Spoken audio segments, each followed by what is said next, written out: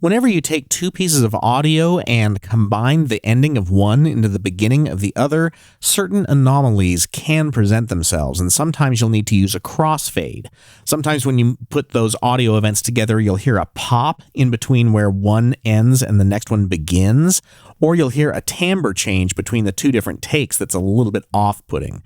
So to illustrate that, I'm going to take the slap bass style here, and then I'm going to adjust it next to a fingerstyle bass, but right in the middle of a sustain, right about here. And so we should hear a fairly distinct timbre difference in between the two. Let's take a listen.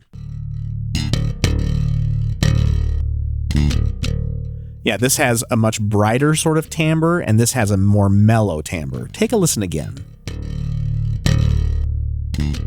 So that transition between those two events is pretty obvious. So what I'm going to do is put a crossfade in between each of those events. This can be done on one track with one lane, or you can do it across multiple lanes here in the comping lanes. So I'm going to use my object selection tool, select the first event, then hold down the Shift key and select the second event, and then I'm going to type the X key on my computer keyboard. That's going to put a little crossfade in between the two, and I'm going to zoom in here so you can see it. And a crossfade is just a really fast fade out of the previous material with a fast fade in to the new material, or the next event that you have crossfaded. You can change that crossfade amount by hovering over the crossfade and extending it or making it shorter.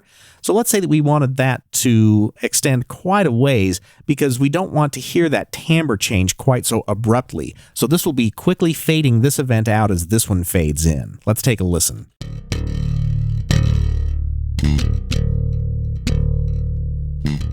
And that's much more gentle. So all it takes is selecting the events themselves and then adding a little crossfade. And some people actually add crossfades just to make sure that there aren't any noticeable anomalies whenever they're shifting in between each of those takes.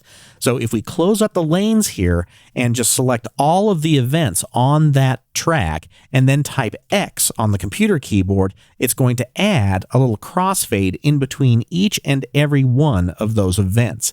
It's not going to be really dramatic because it's so short, and if it is still too dramatic between each event, you can adjust those times just by zooming in and changing either the beginning of the crossfade or the end of the crossfade, or both. And that will clear up those weird timbre changes and the popping and clicking that sometimes occurs when you join audio together. And next I'll show you Vary Audio.